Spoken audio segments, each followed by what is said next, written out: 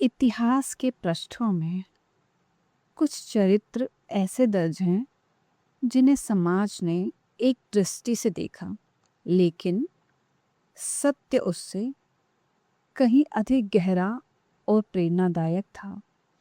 आज से 2500 वर्ष पूर्व भारत का एक अत्यंत शक्तिशाली गणराज्य था, वैशाली।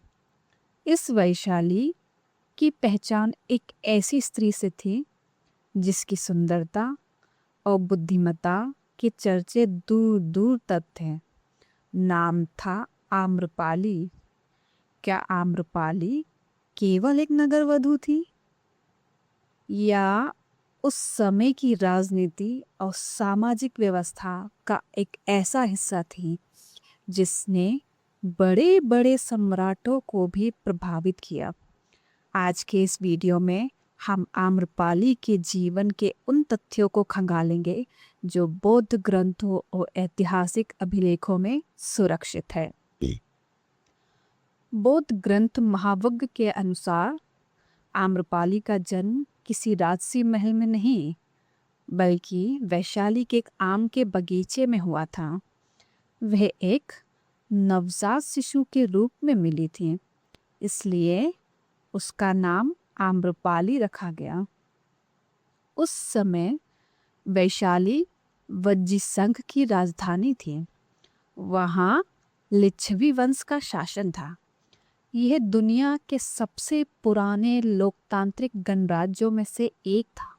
चूंकि आम्रपाली असाधारण रूप से सुंदर थी, इसलिए राज्य की शांति बनाए रखने के लिए लिच्छवी परिषद ने उसे जनपद कल्याणी घोषित किया। नगरवधु का एक पद उस समय किसी तुच्छ पेशे का नहीं, बल्कि राज्य के सबसे प्रतिष्ठित और अलंकृत पद का प्रतीक था।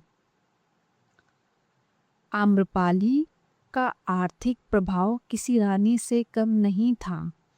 ऐतिहासिक तथ्यों के अनुसार वह एक भेंट के रूप में 500 कहारपन यानी स्वर्ण मुद्राएं स्वीकार करती थी। उसके पास विशाल संपत्ति थी। उसका अपना महल आम्रपाली वन के नाम से जाना जाता था। वह केवल एक नर्तकी नहीं, बल्कि वैशाली की कूटनीति और अर्थव्यवस्था की एक मुख्य स्तंभ थी। वह अपने निर्णयों में स्वतंत्र थी और राज्य के बड़े बड़े व्यापारी और राजनेता उसकी सलाह को महत्व देते थे। मगध के सम्राट बिंबिसार और वैशाली के बीच तीव्र प्रतिद्वंद्विता थी। बौद्ध ग्रंथों में उल्लेख है कि बिंबिसार ने आम्रपाली के सौंदर्य और व्यक्तित्व के बारे में सुनकर वेश बदलकर वैशाली में प्रवेश किया था। दोनों के बीच गहरे संबंध विकसित हुए, जिससे एक पुत्र का जन्म हुआ जिसका नाम विमल कौंडाना रखा गया। विमल के बाद में बौद्ध संघ में दीक्षित होकर अरहत पद प्राप्त किया। यह घटना दर्शाती है कि आम्रपाली का प्रभाव उस समय के सर्वोच्च सम्राटों तक था।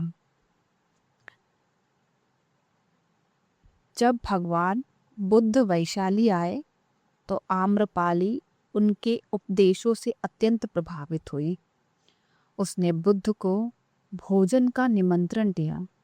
लिच्छवी राजकुमारों ने उसे रोकने का प्रयास किया और धन का प्रलोभन भी दिया, लेकिन आम्रपाली अपने वचन पर अडिग रही।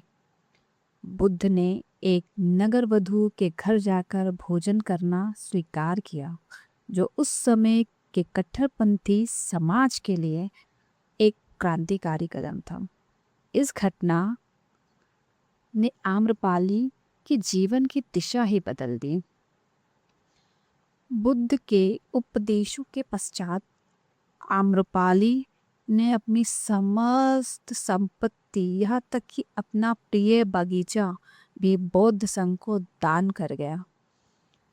स्थैर्य गाथा में आम्रपाली द्वारा रचित छंद मिलते हैं। वह अपनी सुंदरता के ढलने और नश्वरता के बारे में लिखती हैं। जो केस काले थे वे अब सन के समान श्वेत हैं। वह एक विलासी जीवन से त्याग और शांति के मार्ग पर अग्रसर हुई और अंततः एक अरहत भिक्षुनी बनी। तो आम्रपाली का जीवन हमें सिखाता है कि व्यक्ति अपने अतीत से बड़ा होता है। उसने एक नगरवधु की पहचान से ऊपर उठकर आत्मज्ञान का मार्ग चुना।